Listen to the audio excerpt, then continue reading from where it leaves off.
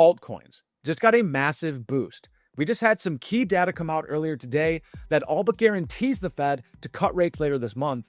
The crypto market is surging towards the upside, and the question we're all asking ourselves is, will this last? In today's video, we're going to break down what is this data, how are altcoins responding, and what are they likely to do in the future. If that sounds good, like and subscribe down below, and let's hop in to today's video.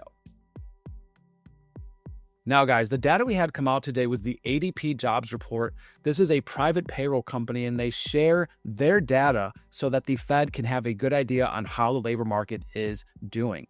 What we were expecting to see from this report was 52,000 jobs to be added. Instead, we had 32,000 jobs lost. And so that's a 84,000 surprise downward. This is more labor market weakness. And if you've been following this channel, you know what that means. We'll get on to that later in this video. Right now, the Fed has a mandate to help the labor market, and so they have to cut rates. The Fed cut rates last month because the labor market was performing poorly, and you can see that really over the last 5 months, we've been seeing consistent weakness. The Fed did cut by 25 basis points last month, but I think they need to do more, and analysts think that too. This is the CME FedWatch group. They have a 99% probability of 25 basis points, and now a whopping 1% 50 basis point cut. So 50 basis points is back on the table, albeit a very slim chance. The issue now is, does the Fed have sufficient data with the government shutdown? Because with the government shutdown, we don't have BLS data, Bureau of Labor Statistics.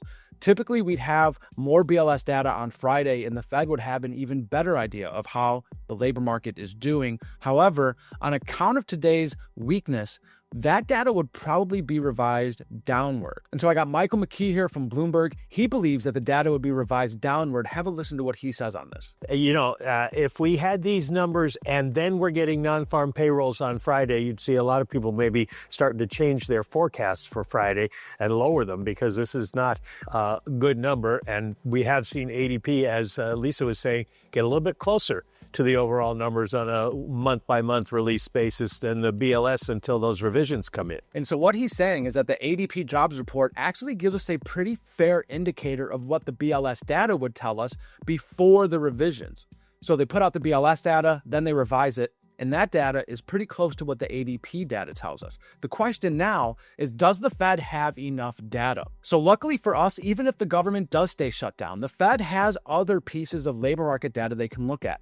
Look on your screen here, we've got the 3 top private sources of labor market data the Fed can draw on to make a rate cut decision. Got the ADP jobs report, we just touched on that. We got the Challenger, Gray, and Christmas job cuts showing 86,000 cuts in August. And then we've got the Conference Board Help Wanted Online, that's the HWAL index. And these are just the top 3. They actually have some more private labor market sources they can tap into. So the Fed is not completely without resources here. I do believe they have enough data to make an informed decision in October. It's not going to stop them from cutting rates. And so I've got Ben Emmons here. He's the founder of FedWatch Advisors. He's going to explain whether he thinks the Fed has sufficient data to make a rate cut decision in October. Have a listen to his take on this. What we say about that. But do you think that the Fed has enough with what we know right now to cut at the next meeting?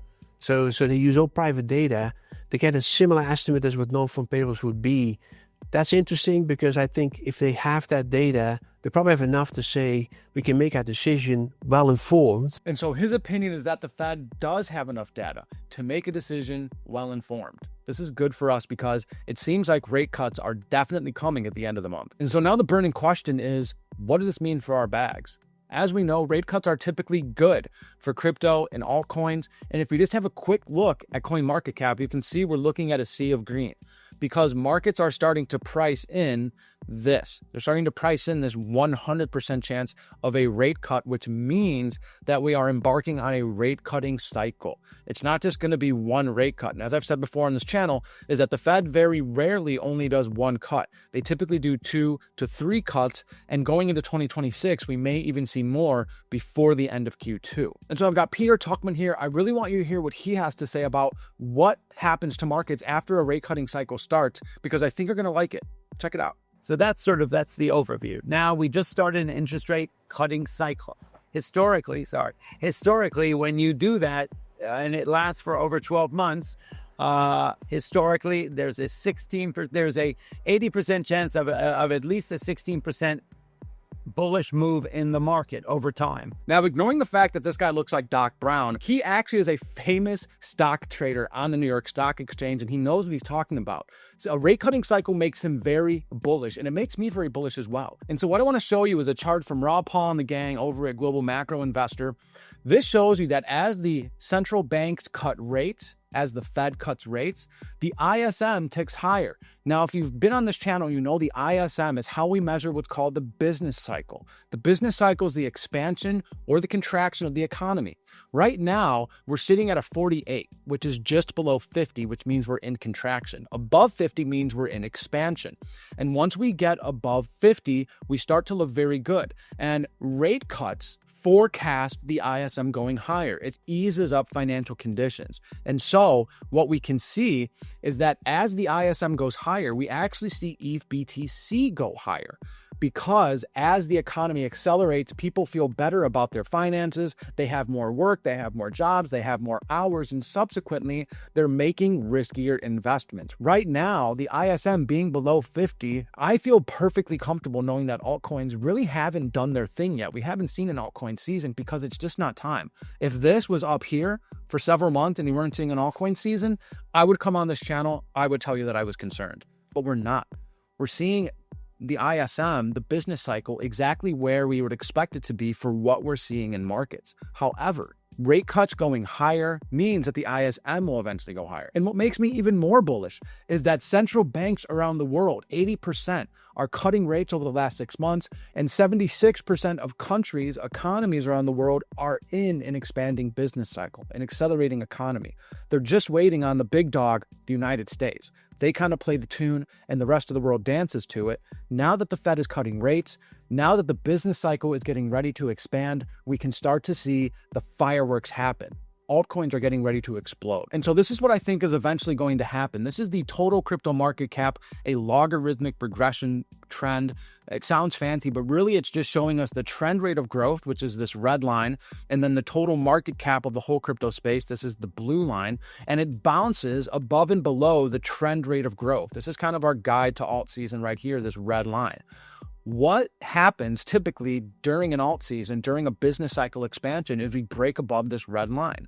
Now you can see that we do have diminishing returns over the cycles, but even if we break above this red line, even just a little bit, this line right here, follow it over, that's a $10 trillion market cap. And so I think that an insane alt season is this going from about 3.5 to 4 trillion up to around 10 trillion. Now, that's not a prediction, but you can see that just following the trend rate of growth to the end of the year takes us to almost 5 trillion. If we see a similar bounce above this trend line, that is going to put us roughly around 10 trillion. Back of the napkin math, but this checks out. This is typically what we see, and I don't see why this time would be any different, especially as the entire world starts to open up to crypto and adopt it and bring it on. And so as the business cycle picks up, as the ISM goes higher, we start to see Bitcoin dominance fall. And so when we have the total crypto market cap going higher as a result of alt season, and at the same time, we have Bitcoin dominance falling, that's an alt season. That is an explosive move, and that is what we've all been waiting for. And that's why today's jobs report makes me so bullish. I know it's hard to get from weak labor market data to rip-roaring alt season and Bitcoin dominance falling, but this is how it starts.